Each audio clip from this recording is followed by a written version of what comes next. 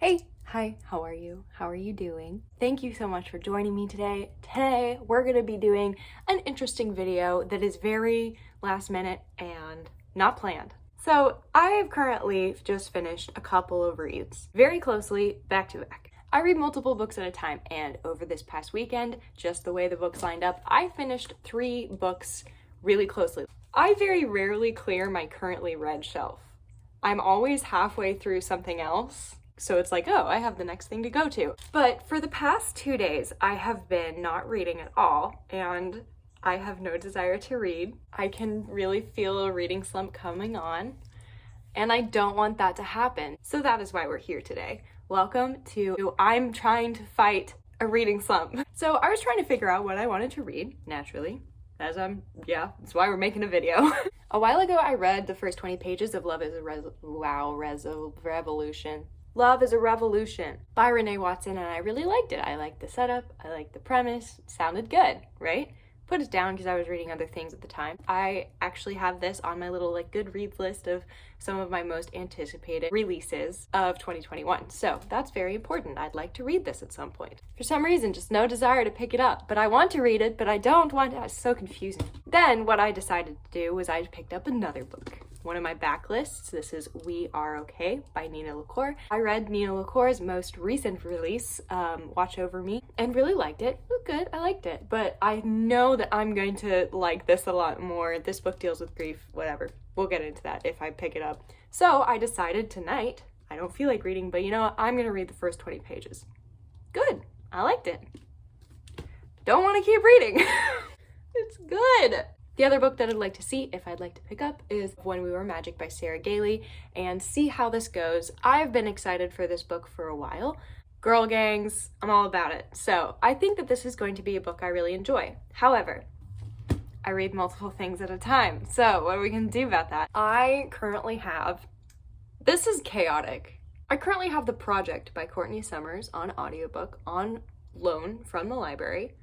And it is a YA thriller. I read my first official YA thriller in February, and that was Grown by Tiffany G. Jackson, and I loved it for a lot of other reasons other than the genre, but that genre I think could be something I really enjoy. So I wanted to pick up The Project. And then I also just got the audiobook loan from the library for the Southern Book Club's Guide to Slaying Vampires by Grady Hendrix. And that has been a book that I've had on my TBR for a while and also want to pick up. So here's my dilemma. I have 3 books on audiobook because I also have this one. So this, Book Club's Guide to Slaying Vampires, and The Project. I'd like to pick one of those audiobooks.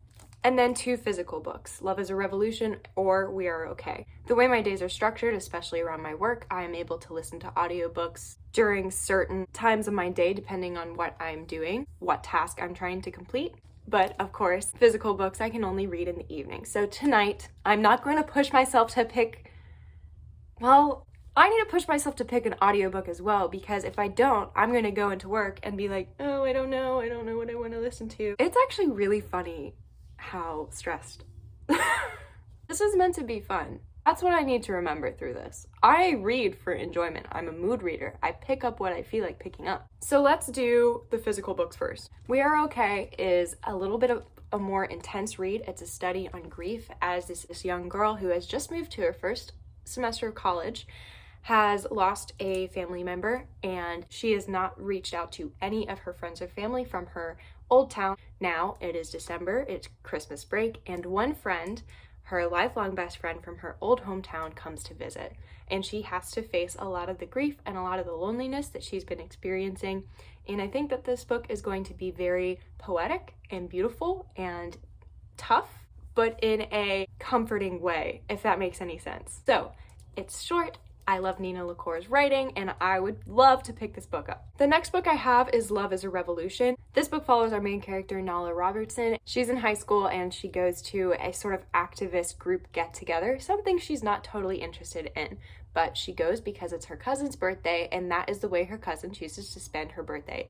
However, while she's there, she meets a boy, and she tells a little fib about how interested she is in activism. She's just more interested in having a relaxing summer, watching some TV, catching up on her favorite shows, and so she tells a couple of lies to impress this guy, and apparently it goes kind of downhill. This is a YA contemporary, of course, with some romance in there. So I'm thinking that because Love is a Revolution is going to be a little bit more lighthearted, I think I'm going to pick this book.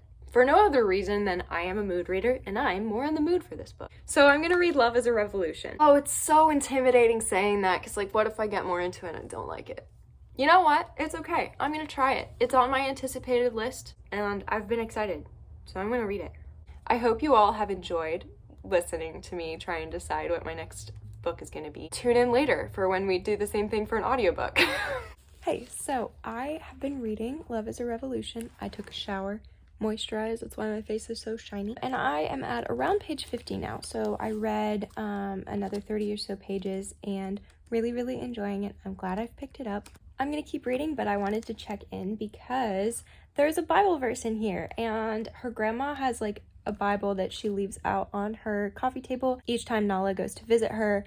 It's open at a different verse, and so Nala doesn't go to church, but she calls it her 3-minute church service, and she'll sit down and read whatever verse her grandma has open on the Bible. And the scripture is turned to James 2:14 through 18, and it puts the passage in here, and I'm going to read some of it, not all of it. What good is it, my brothers and sisters, if someone claims to have faith but has no deeds? Can such faith save them? Suppose a brother or sister is without clothes and daily food. If one of you says to them, go in peace, keep warm and well fed, but does nothing about their physical needs, what good is it? In the same way, faith by itself, if it is not accompanied by action, is dead. And I just wanted to point it out because I think it's cool, but also I think plot-wise, this could potentially be foreshadowing of sorts, like spirituality and Christianity aside.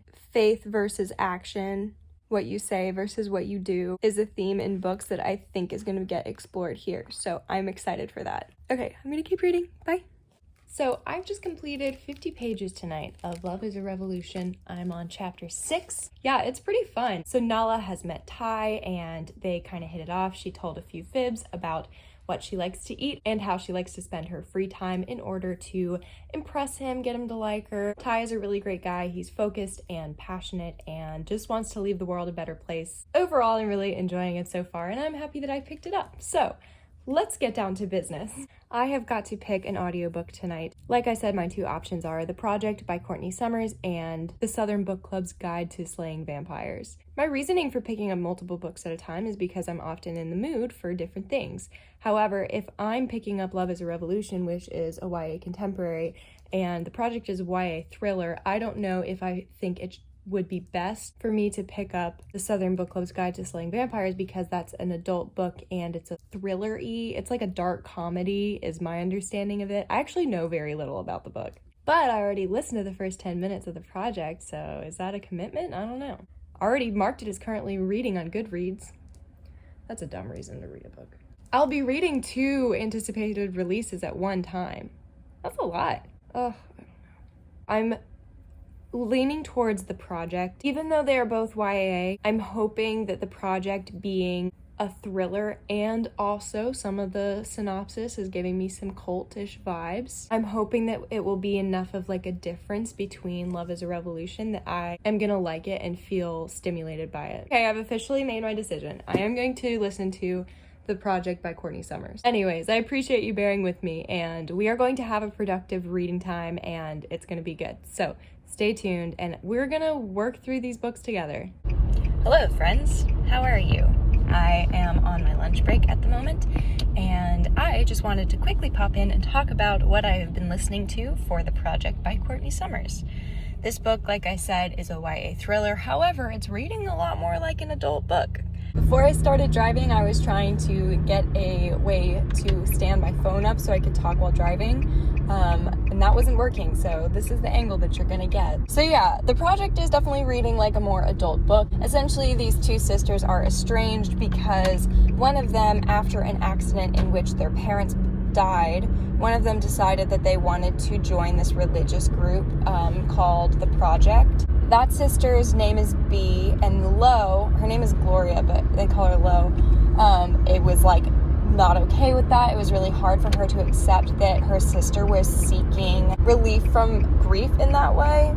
Lo now is 19, so it's a couple years later, and working for a journalist, trying to convince him that the project is a good subject to do a story on, do some research into, and write an article about. Her boss is just not hearing it, so she's kind of taking things into her own hands. That's kind of where we're at so far. She's had dealings with trying to infiltrate the project in the past because her sister has not been in contact with her for years, and she is convinced that this is not a religious group, it's a cult, and that they are in some way imprisoning her or manipulating or gaslighting her so that she does not want to or won't reach out to Lo. So that's where I'm at, and I'm enjoying it so far. But the only other thing I want to talk about right now is when I was reading Love is a Revolution last night, there was a Bible verse that was mentioned that I read out loud to you guys about faith and deeds.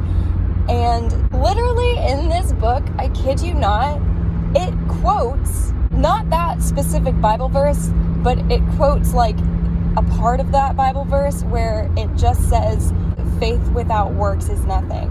And it said that, and I was listening to the audiobook and I was like, oh my God, the fact that I'm reading two books and both of them are talking about faith versus works and faith versus deeds is wild to me. So I'm like, oh my gosh, is God trying to teach me something right now? Anyways, I just thought that was really cool. So I am going to have my lunch and continue listening, and we'll see where we get to today, and I will keep you posted. Okay, bye. Hey, so it is now nighttime. It is quite late, actually, 9:45. I just wanted to give a quick summary of some of the stuff that I read today. What I was talking about earlier with the project is pretty much everything that I was able to read, but I have been reading Love is a Revolution this evening, and I am now about halfway through it. Basically, Nala and Ty are now officially like going on dates and getting to know each other. She is feeling increasingly guilty, and Nala and her cousin Imani live together and have had a great relationship in the past, and Nala and her are kind of growing apart. They're being driven apart by their own emotions and miscommunication, but also very valid things that the other is doing to the other that are hurtful. So it's getting to the part where it's like it's starting to hurt my heart a little bit. I'm absolutely invested. I care very much about Nala, and I want her to stop being dumb. And I also just want her and Imani to like work it out, but we'll see how it goes. I am very much enjoying myself, and I'm pleased with the amount that I was able to read today. So I will keep you posted as things continue to unfold, but for now, have a great evening, and I will see you tomorrow. Bye.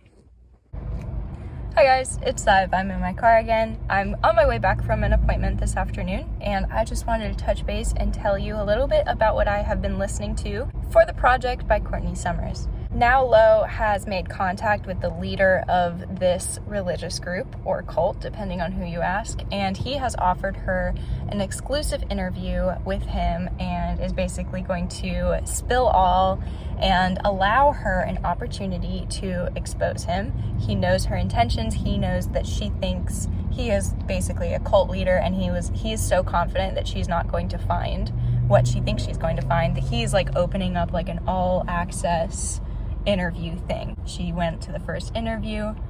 He pulled some stuff about her sister and like made Lo really uncomfortable, and just like she lost it during the interview. Not like lost it like as in she was yelling and like being angry, but like she lost control of the interview. Extremely interesting. I'm really liking it so far, but I haven't done a whole lot of listening today, so hopefully towards the end of this day I will be able to do that. So I will touch base with you later. Bye.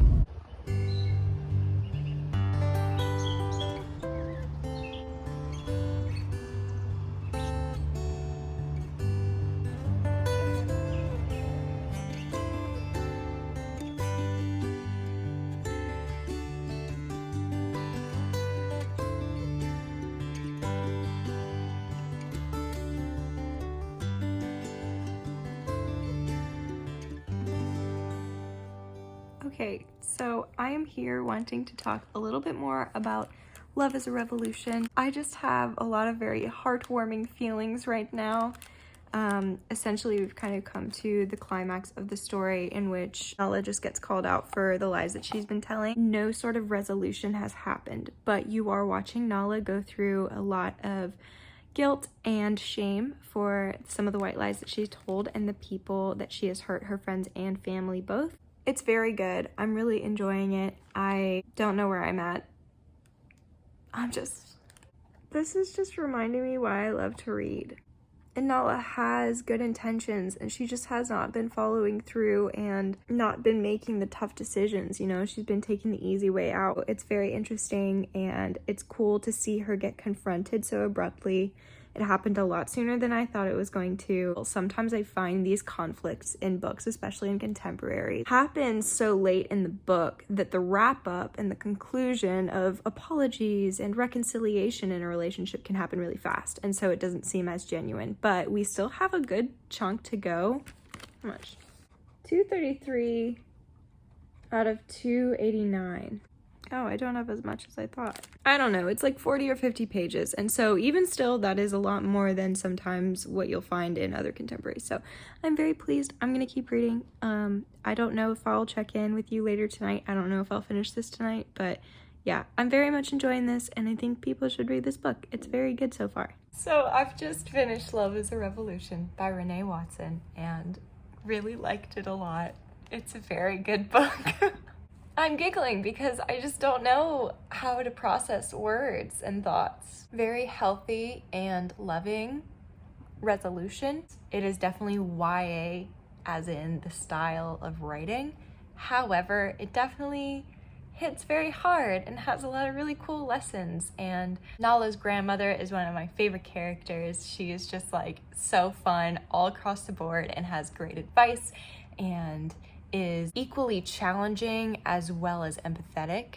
You love a good balance between an understanding and a critique, because that's how you know there is an individual who loves and cares about you. Because if there's an individual who's always like, oh, you're amazing, go do you, boo-boo, and like never gives you any critique as far as, hey man, that didn't look healthy, or maybe try this, or have you ever thought about that? Anyway, Nala's grandma is just a great character, and I really enjoyed reading this book. I would love to talk about it more when I have a little bit more of a more coherent message and thought, and that's probably gonna be in a wrap-up of sorts or some sort of recent reads video. I feel that this is as good a time as any to wrap up this video because I did successfully dodge a reading slump. This book has just reminded me why I love to read, and I know there's gonna be a lot of good reads after this. I am of course still reading The Project by Courtney Summers, which has been a little bit more in the background of this video, but it is fantastic and I am about halfway through it now. So I'll pick up another physical read and then continue my audiobook listening of The Project. All right guys, so that concludes this reading vlog-ish. Is it a vlog? I don't know. Well, I think so. It concludes the video. So thank you for attending. Thank you for watching. I hope you had a great time. I did. I love these type of impromptu. They're a little bit more chaotic and fun for me to film. So I absolutely appreciate you watching, and whoa, I hope you have a great evening, afternoon, morning, and I will see you in the next video. Bye!